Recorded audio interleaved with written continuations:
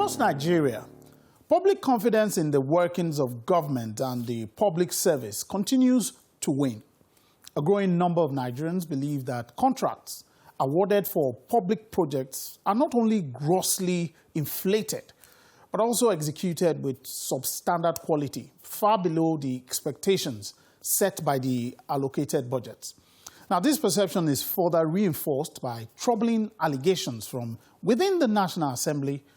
Lawmakers have been accused of budget padding.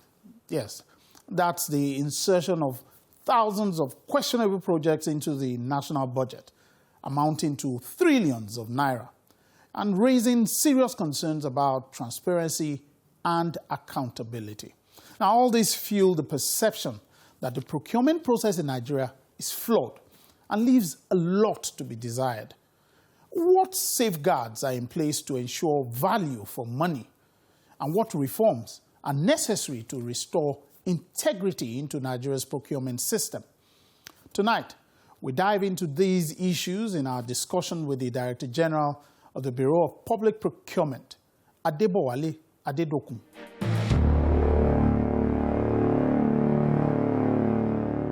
Thank you, sir, for accepting our invitation. Thank you very much. I'm happy to be on your show. And we're happy to be in your office. Thank you. I think I would like to start with an understanding of how your agency works. Can you please help us with that? Bureau of Public Procurement is a regulatory body that was set up to address the issues of contracting in Nigeria. BPP role is like a fulcrum where it's used to make sure that all the different stakeholders involved in delivering goods, works, and services play to a particular role. That is just basically to make sure that there's streamlining of processes. You want to be sure that if you want to build a road, if you want to construct schools, you want to provide financial services for government, you want to ensure how funds are utilized, you want to be sure that Nigeria is respected globally, you want to be sure that foreigners who want to do business in Nigeria, they have a channel where they will not be shortchanged. The trust is about public trust. Procurement is the link between the public, the ordinary citizen on the streets, and government. That's what procurement is all about. And that's the role of BPP, is to bring all the different stakeholders to play within the confines of an established rules and regulation. Procurement is not going to be the one to give you the good house. Okay. Procurement is not going to build the hospital for you. Procurement is not going to give Nigerians that somebody is upright, is not going to steal. Procurement is not, that's not it.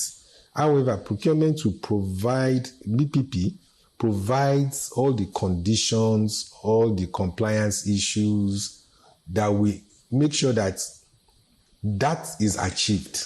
So when you say compliance issues, because for some of us, what we just feel is that your job is to make sure we get value for money.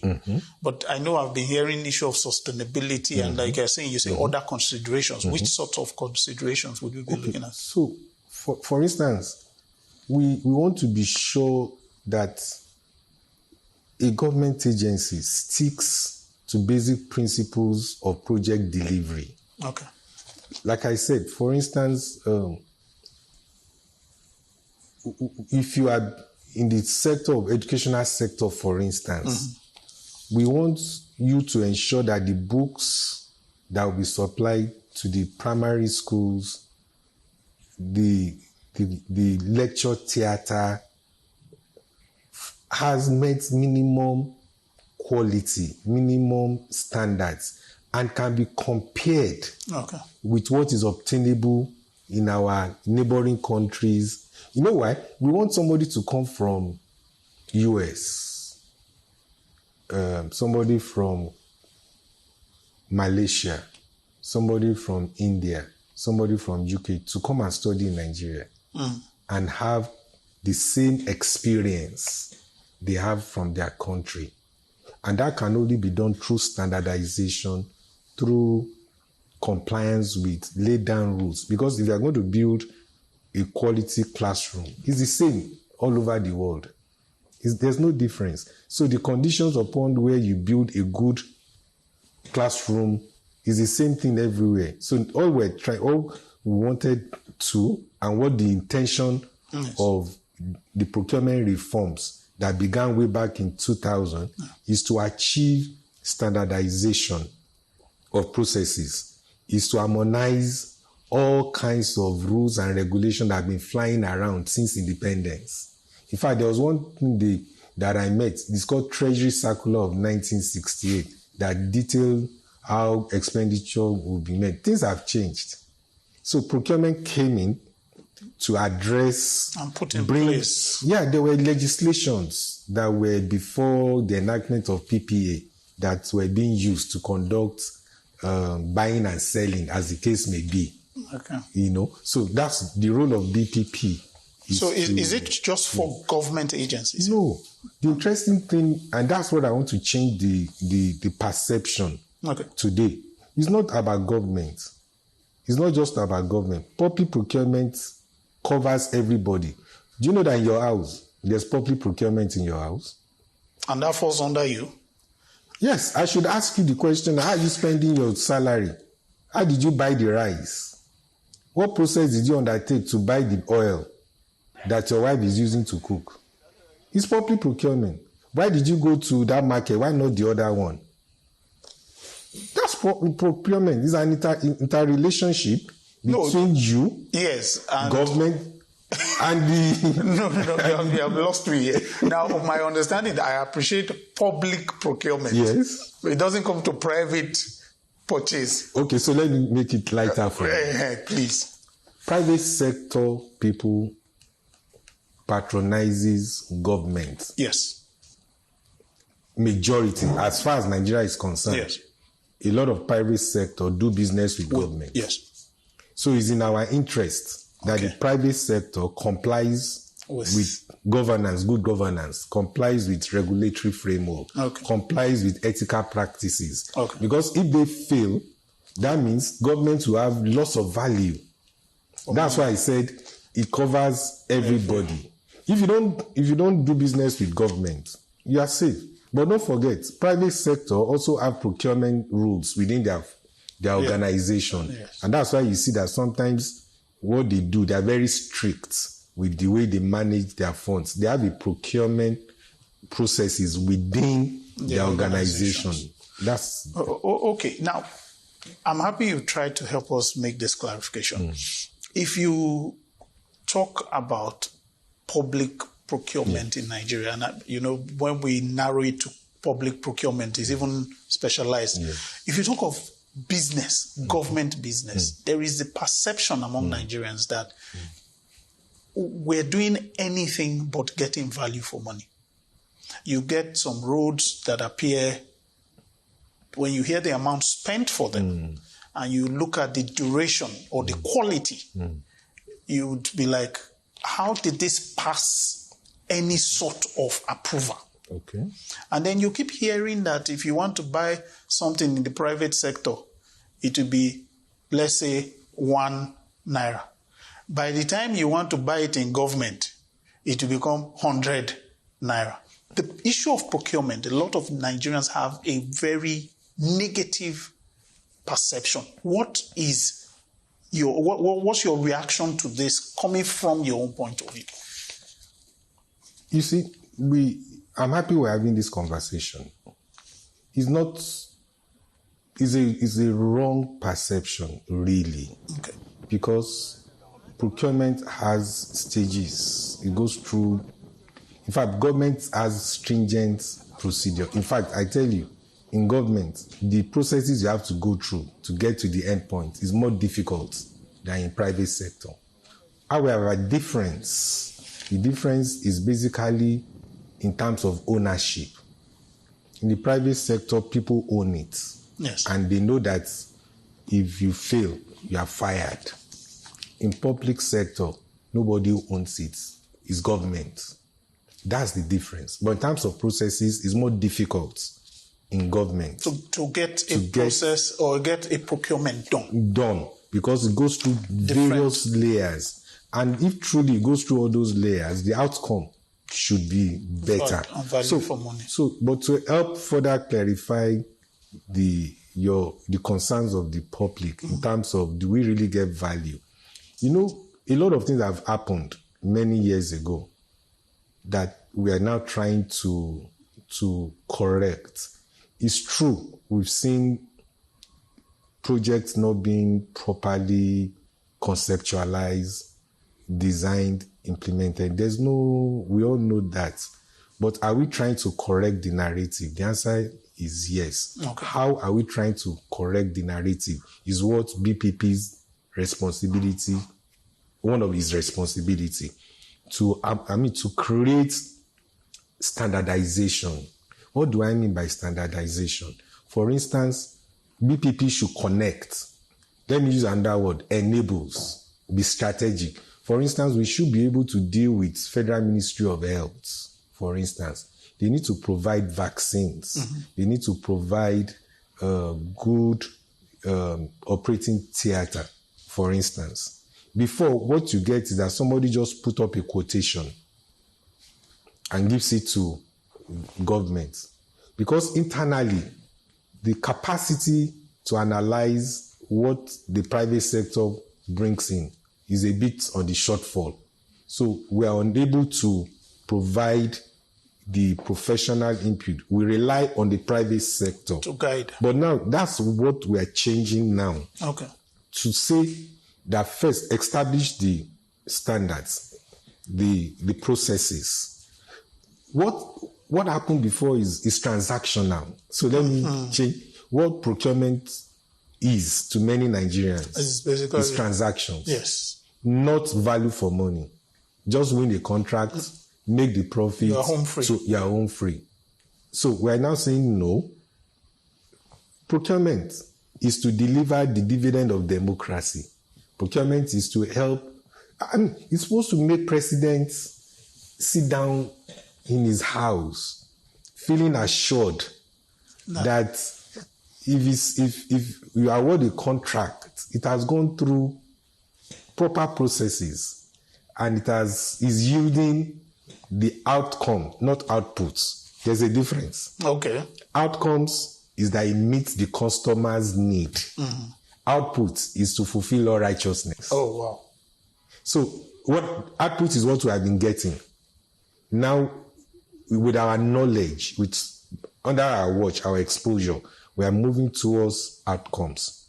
To hold accountable government agencies, hold them accountable. If you say you are going to provide an X-ray machine of this grade, of this quality, and the lifespan will be so years, I should be able to hold the day you procured it and ask you 10 years later or 5 years later, what has happened to that one? I hope you are getting it. No, I'm even enjoying it because a lot of Nigerians also feel that issue of accountability is also part of the problem, where somebody in government you are given the authority to make a purchase or put a process in a project in place, and you do it anyhow and go. Yes. Years later, we understand that this was wrongly done, but nobody goes back to tell you, Mr. Man, were you not the one who did? Yes. So I'm happy you're mentioning that account. The difference, what we're reforming now is that whoever gets a contract, either the contractor and the user, which is now the agencies of government, whatever process, whatever award you have done, you must now, under the revised threshold signed by Mr. President, says if you award a contract, you must make a submission to the Bureau of Public Procurement monthly and quarterly on progress in that implementation and also submit to the office of the special advisor to Mr. President, Adiza Bala, who is the coordinating, unit. So, and then we, BPP, will now furnish Mr. President with analysis of what the delivery of what that agency says. So, for instance, Minister of Works will tell you we are building this road. Yes. For instance, right now, myself or BPP, ICPC, certain agencies in line with this new revised threshold, this new policy change, we are going to the field. I'm going to the field, and I'm going to take professionals in the built environment, whether it's the engineer, the quantity surveyors, all of them will form a team and go and say, you said you have done 40 kilometers. Remember, I'm not an engineer. Yes. I'm not a QS. I don't have the technical skill to be able to say whether the construction of this road is real or met specification. Yes. What am I going to rely on? I'm going to rely on the engineer and the quantity surveyors who did the estimates. Now, if we find inconsistency, this is what I'm heading to. If we find variation between what we awarded and what we're seeing on ground, it's our duty to report back to Mr. President. So you now have special and modern rules. Yes. Different from what used to be before. Yes. So what we are getting, I can beat my chest right now that what we're beginning to see is that we are now holding accountable professionals, the engineers, the resident engineer on that road. Whose ideally is the ministry. Is to report to the minister, not the minister to do it. No. That resident engineer that was appointed by government to supervise that road and ensure quality.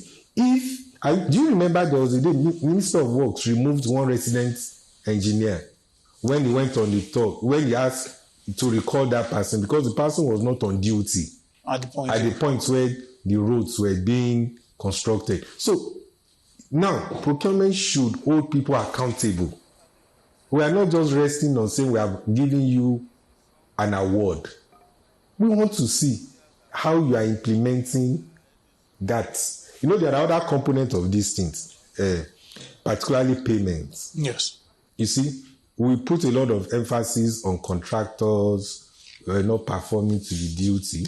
But let me tell you globally, once you award a contract, the funds are available from start to end. Oh, no, the funds should be available. Yes. From start to end. Which so is not what we do in Nigeria most times. Exactly. So you find that contractors in a bid, because the funds are always not really available. Sometimes they find way of cutting corners or something. But like I said, the way we are approaching it is what I call multi-stakeholder dimension to public procurement. That is, I'm talking to the professionals who have a professional seal to say, please, if you are managing this road as the resident engineer or supervising consultant on this road, you have a seal of your professionalism. Are you going to trade it on the field because you want to cut corners? Do you know, even you as a media, you are part of my stakeholder. Okay. Why? Because you interact with the public. And so I would expect that if you see the wrong, report it. Ask us the question. Pick up awards being given by various government agencies. I mean, we published that this contract has been awarded. You hear fake. We announced a contract awarded by fake. And the sum and the duration and everything. Pick the agency up. Pick the implementing agency. Government, do you know, if you see what we're publishing, you see the date it was awarded. Okay. Now I'm asking government agencies to submit their reports to BPP. You have to show us the day you awarded the contract, the day you signed agreements with the contractor. Yes. How long is it going to use to implement? All things being equal, how long will he be able to implement? Progress reports, the resident consultant must continue to give us reports. I don't know if you get so, but then we need to be digital. We need to be able to use. Yeah, because I was just thinking there's a lot of paperwork so, you were talking about. They must report every month, you said. You submit it electronically. Okay. So you have in place a format where they can? Yeah, we've given them the format for reporting. And that's what we have as NOCOPO. Okay. I'm sure you've heard the issue of NOCOPO before, where it gives you the total picture of a particular contract, how it's going to be awarded, and how it should be implemented, and they submit the final report. Do you know that some of the reports we have seen of maybe 2023 projects that have been done, we're analyzing them. Some of them we've seen violations. Already. Some inconsistencies. And some of them we have written them back. You won't believe it, that they should refund.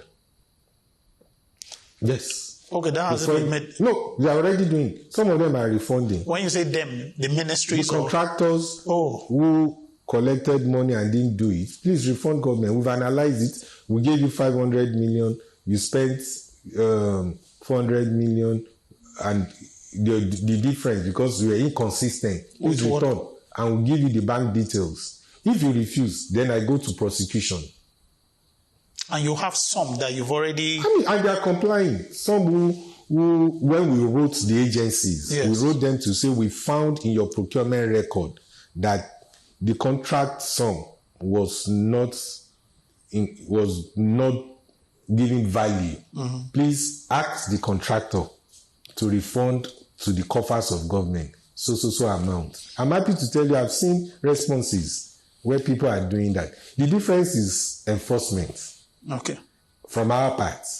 Because I'm wondering if you have even the personnel to be able to, if you're talking about all the agencies, the MDAs, before you now start talking of monitoring the private sector, it's a lot of work.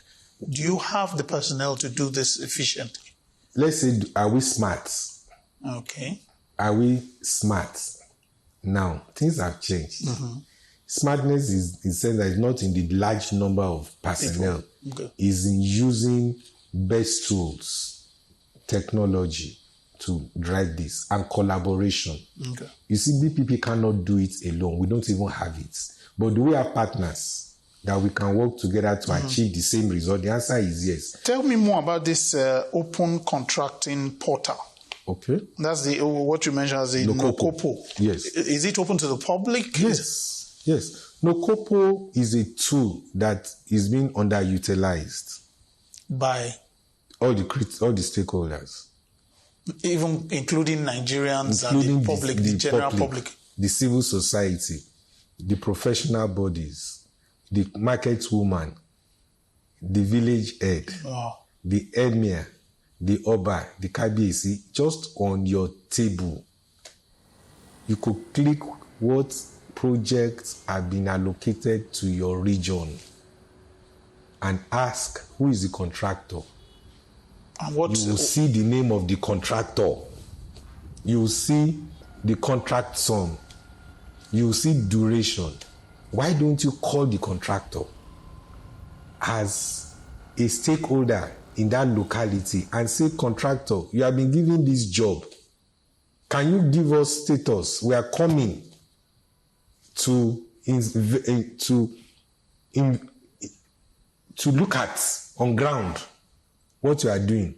Why on earth will we be building a primary healthcare center in a ward or in a local government, and the contractor got to site, started job, completed, and there is no handshake, there is no evidence where the recipient, the user, have come out to validate the quality of the job being done? Is that government fault? For God's sake. Let's take a short break. We'll be right back. I would like us to pick up from where we were, and part of what we were trying to address, if I remember correctly, had to do with the issue of the contracting. Yes. I think let me pick up on that first. You've spoken about how you've tried and you're trying now to address the monitoring side. Somebody has gotten the contract. He's supposed to do the work. He's been cash backed. How are we ensuring quality? But I would like to go back a bit. A lot of concern has to do with who gets the contract. There's this whole analogy or perception, let me put it, where it looks like the friend of a friend will get the contract. Recently, the EFCC came out and said, as far as they're concerned, a lot of abandoned estates in the FCT are owned by civil servants who ideally should not get involved in any process of procurement. What is your take and how are we addressing making sure that those who should get it, like we said, are the ones getting the project? Let me talk about the process where please. Somebody gets a contract. Yes. Is that there are principal documents that guides contracting in this country. We call them standard bidding documents. What that document seeks to achieve is that in those documents, all the conditions that a contractor needs to fulfill are embedded in there. That's one thing I needed to first clarify. No contract in this country can be done without using those documents. Yes. It captures basic requirement. That's number one. Number two, we also have what we call eligibility criteria. We have the mandatory criteria and we have other criteria. What does the mandatory criteria say? It says, first of all, the contractor who intends to do business with federal government must first be registered with CAC, with having compliance certificates. Mm-hmm. He must have PENCOM, ITF, NSITF, and of course have BPP own IRR, which is free. I mean, at no cost to any contractor. Any contractor that is paying for our own, that means he has been scammed. But we do know this happens. Yes, but then I'll come to that. Because if it happens, yes, it's also a failure of the contractor. True. Who decided to part away with something. Something. It means he's gotten free money. If it's really earning money, where you know that the certificate issued by BPP is free, why do you pay? Okay. So that's one side. So all these criteria that I've mentioned are what every bidder or contractor must have. If you have it, the next level is, are there job opportunities for you to bid?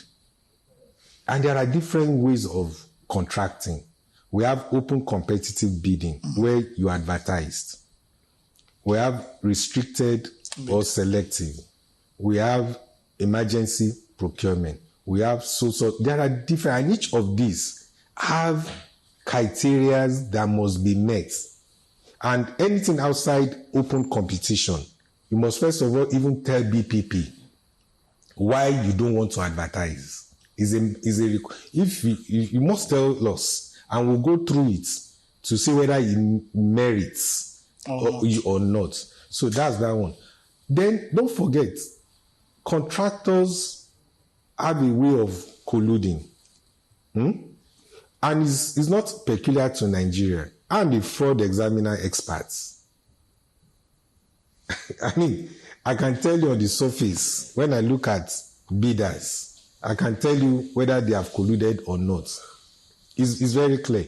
But I don't make subjective conclusions. I allow the system to go through. Who is our primary lead on ensuring that contractors the real owners are known? CAC, Corporate Affairs Commission. True. They have the beneficiary ownership register, where bidders, any company must show who is the true owner of that company. That's one.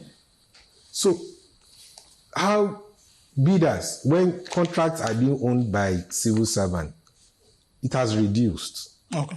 I'm not saying it didn't happen. Remember what the FC chairman said was that a lot of those things are owned by civil servants.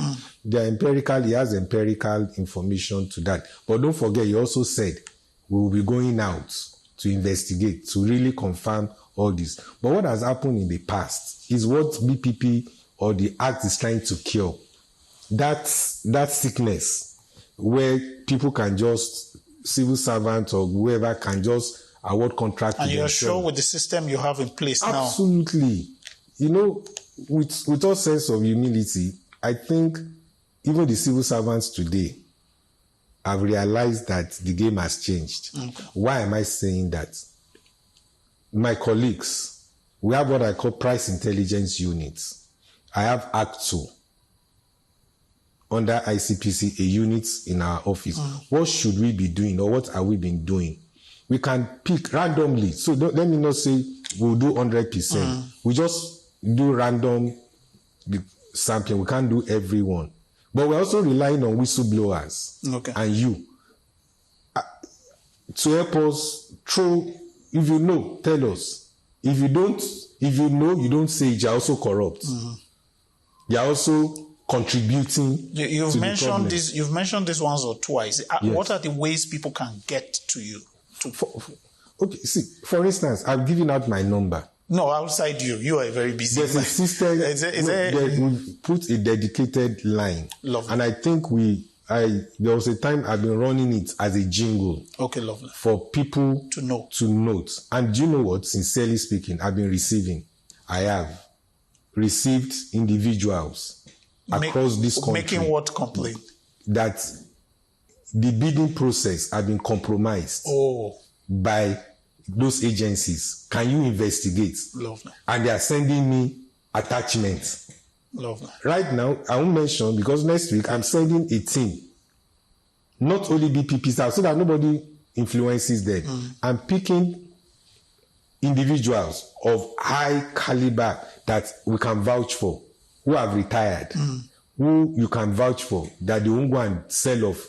They are going to some places from next week. Will the public know of this case? Because sometimes it appears there is a... Some of them are in the public domain already. Lovely. We're going to carry out on those ones that are already and confirm. Okay. And even the ones that are not in the public domain. You see, because we must exhaustively carry out our investigation. Yes. What I want to guarantee you, BPP will not hide anything. Okay. Within the confines. The public will be really happy, because there's a perception that it's because things are not brought into the open that it appears a lot still goes on. Let me take up on another issue that it looks like a lot of people, I know I've heard this, they complain that it appears the process, which you also touched on, is cumbersome. Okay. As put out in the, what's that, the act that states out. I get your point. Yeah, so a lot of people feel it holds up projects. And if we're not careful, it defeats the process. So how do you... Can I shock you? Please shock me. The process is not the problem, it's the human beings. How do you go that? It's the everybody involved that causes the delay. The process itself is not a problem. Where you come and you are told you must do this 3 weeks, the bid must take this so time. Okay, so let me tell you again. Yes. That is not correct. Okay, please enlighten me. For instance, in the current dispensation, do you know you can advertise for 1 week? Is that not against it's the law. What I'm telling fiscal responsibility act, if I remember? The law, the act that the PPA Act says you can, for national competitive bidding and some other projects, you know, you can put up an advert for 1 week. It's specialized. I didn't even know that. Yes. Do you know we have threshold? Okay. Are you aware of threshold? No, I'm not. Threshold that we have, and I think you need to take it and read. Okay. It's an interesting piece of document. Okay. What do I mean? Do you know that some projects can be done within 3 weeks, depending on complexity? Okay. Basic supplies. Yes. You can award it within 3 weeks.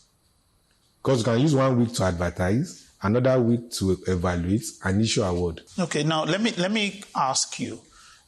Good and fine, the agency is doing its work. But every ministry, every MDA should have a procurement person. And you spoke earlier about trying to streamline the process. As it is right now, is there a process to streamline that everybody that is a procurement officer in every ministry MD is working with the same handbook? Do you know if you give birth to a child 30 years ago, the diapers that child used, if you use it for the current child, you have a problem. A big one. Abi? Yes. We've gone through a cycle of procurement officers that have had a mindset over the years of transactions. But now we are retooling. Okay. We are trying to have a change, a paradigm shift to say service first, benefit comes. So what we're doing now, remember President made a pronouncement in May where he says, when he announced the Nigerian First policy, and that all procurement officers should now return back to BPP in the pool. Do you remember? Have you seen that? I think we were running away happy about the Nigeria First. Yes. We didn't pay attention to the procurement officers. And I think you need to pay. President said in order to ensure that we deliver, things are done properly, he identified that human capacity to deliver matters. Yes. And the regulatory body who should be able to manage the psyche, the nature, the culture of procurement is BPP. He said, let the officers be managed.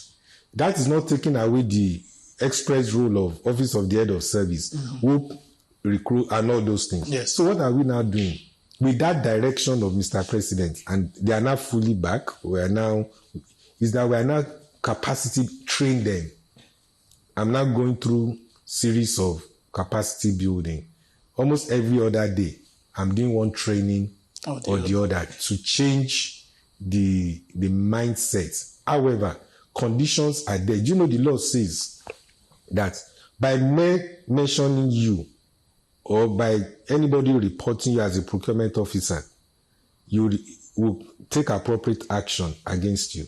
So now that they are under us, under BPP, both at the parastatal level. You know, at the parastatal level now, chief executive cannot just deploy or post a procurement officer to head their department. They have to talk to us. They have to get an approval based on Mr. President directive. Why? To protect the officers. Procurement officers are also scared. You know why they are scared? They are afraid that their bosses will say, if you don't do it this way, I will remove you. So sometimes we need to look at the other side too. Are they being protected under us now? The answer is yes. That's what the president said. That let them deal with you directly. So that in case they are taking firm decision that is contrary to what then they can run to us, to BPP, and then we can protect them. So I'm giving them a platform now. So this could also have been a factor. Yes. That some people wanted to do the right thing, but the undue pressure. So they had to succumb. Yeah. Not because they wanted to, but because not for ignorance of the law. Apart from that, protect self-preservation sometimes is first. And the best way not to go to jail is to do the right thing. I hope that message will go out. For everybody. It's not about procurement. You see, procurement protects you. It's a prevention mechanism. It prevents you because virtually either you're a civil servant or a political appointee, you will retire one day now. True. And when you retire, somebody will open the books. Your biggest defense is if you comply with the law. And I can tell you examples of people who have left government. Nobody has called them. Not because they are perfect, but they stayed on the line of tried their best. And tried their best. Are we going to improve? Are we seeing progress? I think I like to measure progress little by little. If you rush to build a house, if you build a house on the sandy ground, if you build a house on the sand, that house will collapse. If you build a house on a solid ground, it will, even if storm comes, it will not be run over. So what is the strategy? Is to take things gradually by rebuilding. Digi, let me ask you this, because I know you've been in this procurement industry for a long time. Looking at our national budget, there are those who have complained that even the way we go, the process we go through with our budgets does not work for ideal procurement and all. You mentioned the case where you said the contractors, while they're putting their bids together, the way they go about it because of... I have a situation where I covered where somebody was bidding for... And when they accosted him that, a bid for this same... It was a runway. A bid for this amount of runway in another country is far cheaper than what... And the contractor said, we do it because we're factoring in the problems we have with budgeting.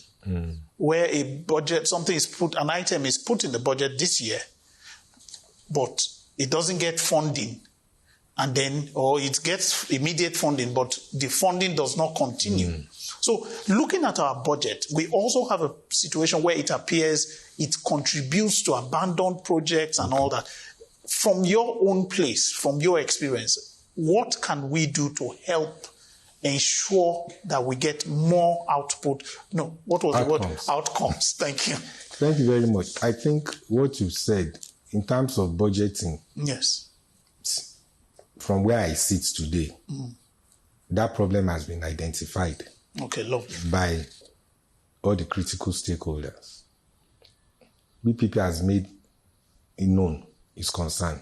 Okay. You see, procurement will be worthless if we don't address this. Let me even tell you the way it should be. Before we go to National Assembly, all agencies must appear before a committee. And I think President I'm Minister of Finance and Minister for Budget and National Planning. We've had this conversation where we need to change the process. First, every government agency should first of all list out their needs. Compare with the previous year. Where did you start? Where did you stop? So that we know what to add for continuity or for closure.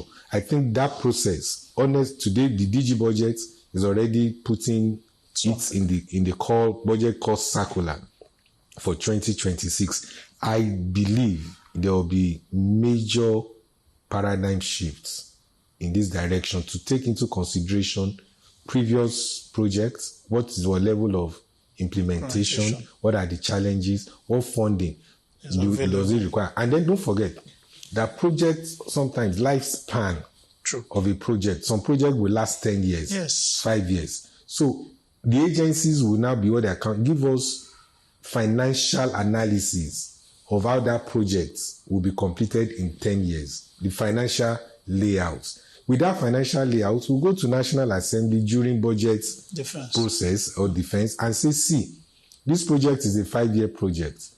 The funding is this. If you don't fund it next year, government is going to pay variation. Don't worry. Don't forget.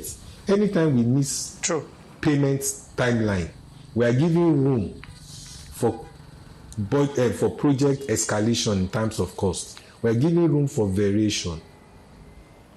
I hope you get what I'm saying. So it's in our interest as a nation, collectively, to ensure that, don't forget, our people in the parliament, we give them the information once we prove. Yes, and I can make it clear. In my previous, when I was SA some years back, these were done.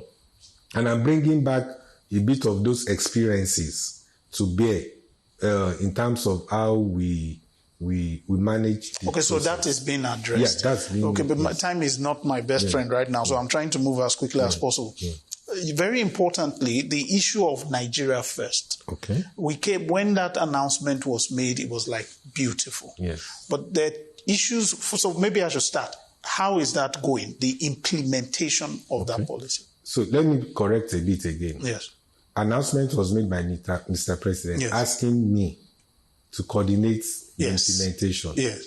An announcement was made. Yes. I have to put the process together. In place. Yes. And the process to be adopted requires stakeholders' engagement. I need to talk to every sector. Nigerian First is an upgrade to Executive Order 3, Executive Order 5. is also putting in consideration what the local content and monitoring development board is doing. What is the principle? Is that please give preferential treatment to Nigerian local businesses. That is, if they are able to manufacture a car here, please give them the first right of refusal.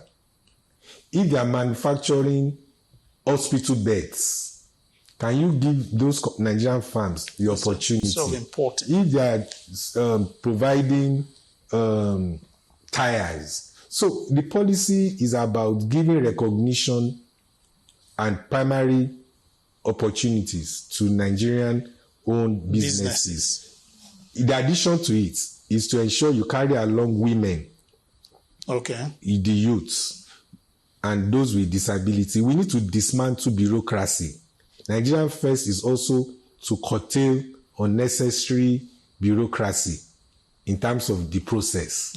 So we are coming up, the Nigerian First is that we are building the policy. We are soon going to launch the implementation. Lovely.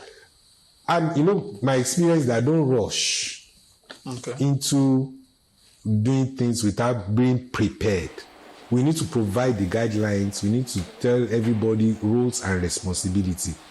We're doing that consultation now.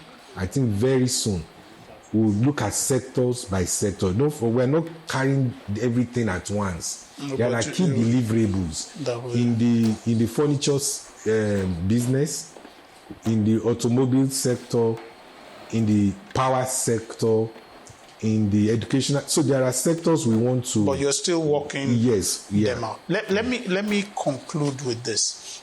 If I understand you correctly, a lot is going on.